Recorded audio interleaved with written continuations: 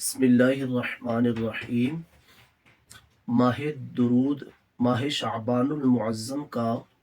کل آخری جمعۃ المبارک ہے اور رسول خدا صلی اللہ علیہ وآلہ وسلم پر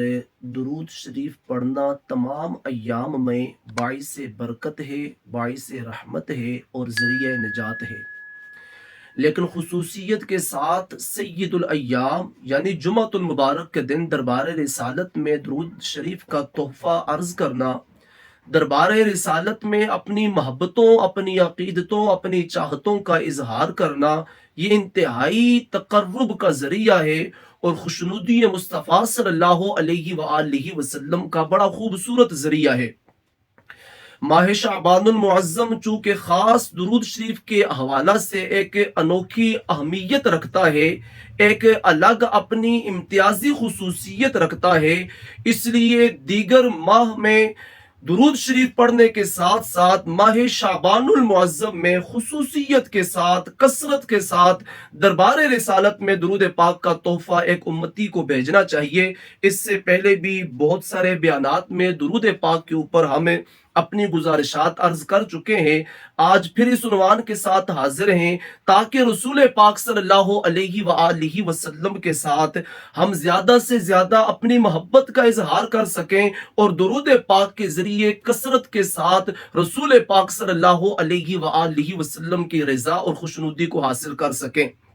جو ہی جمعرات کے دن کا اختتام ہوتا ہے، سورج غروب ہوتا ہے، شب جمعہ شروع ہوتی ہے،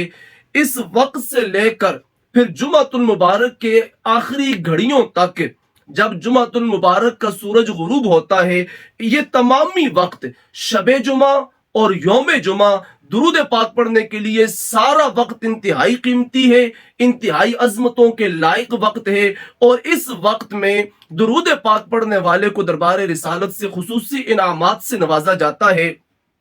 بزم رسالت سجی ہوئی تھی، رسول خدا صلی اللہ علیہ وآلہ وسلم نے ارشاد فرمایا، اکثر الصلاۃ علی یوم الجمعۃ فإنہ مشہود، کہ اے لوگو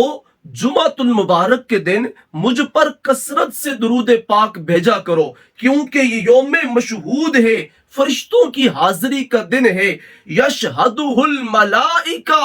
اس دن میں خصوصیت کے ساتھ، کثرت کے ساتھ دربار رسالت میں فرشتے حاضر ہوتے ہیں۔ اس لیے اللہ کے نبی نے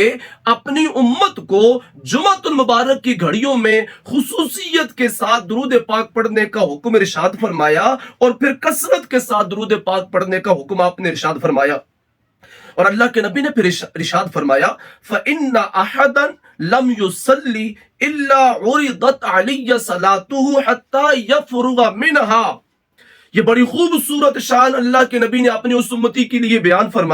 فرمایا کہ جب تم میں سے کوئی شخص مجھ پر درود پاک پڑھتا ہے، اس کے درود پاک کے ختم ہونے سے پہلے اس کا درود میری بارگاہ میں پیش کر دیا جاتا ہے۔ یعنی یہاں شرق و غرب میں جہاں کہیں کسی امتی کے لب درود پاک پڑھنے کے لیے کھلتے ہیں، ابھی وہ درود پاک مکمل نہیں ہوتا کہ پہلے دربار رسالت میں اس امتی کا درود و سلام پیش کر دیا جاتا ہے۔ اور اللہ کے نبی نے جب یہ ارشاد فرمایا، یہ خوبصورت انعام بیان فرمایا، تو ایک صحابی اٹھے، عرض کی، یا رسول اللہ صلی اللہ علیہ وسلم بعد الموت، کہ یا رسول اللہ صلی اللہ علیہ وسلم یہ جو خصوصیت آپ نے بیان فرمائی ہے، یہ آپ کی حیات ظاہری کے ساتھ مقید ہے؟ یعنی جب تک آپ اس دنیا میں تشریف فرما ہیں تب تک یہ حکم ہے کہ جو آپ پر درود بھیجے گا اس کی فراغت سے قبل درود آپ کے دربار میں پیش کر دیا جائے گا، یا آپ کی حیات ظاہری کے بعد بھی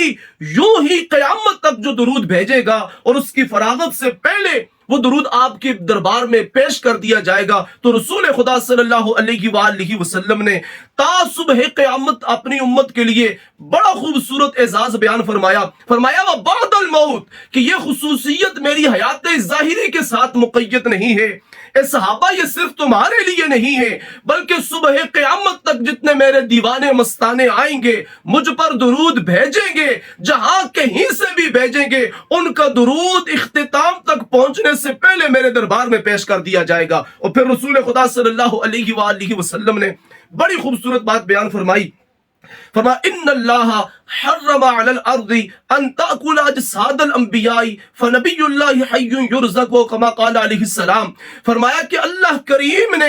زمین پر یہ حرام کر دیا ہے کہ وہ انبیاء کرام کے اجساد کو کھائے. فرمایا فنبی اللہ حی یرزق، اللہ کے نبی زمین کے اندر بھی زندہ ہوتے ہیں، ان کو رزق بھی عطا کیا جاتا ہے. پتہ چلا ایک تو رسول خدا صلی اللہ علیہ وآلہ وسلم اپنی حیات حقیقی حصی کے ساتھ گنبد خضرا کے اندر آرام فرما رہے ہیں، اور دوسری بات یہ بھی پتہ چلی کہ تا قیام قیامت جو شخص بھی آپ سے محبتوں کا اظہار کرے گا، جو بھی آپ سے اپنی عقیدتوں کا اظہار کرے گا، جو بھی درود پاک کا تحفہ شرق و غرب سے جہاں کہیں سے بھی بھیجے گا، دربار رسالت میں اس امتی کی حاضری لگ جاتی ہے، اس کا درود دربار رسالت میں پیش کر دیا جاتا ہے.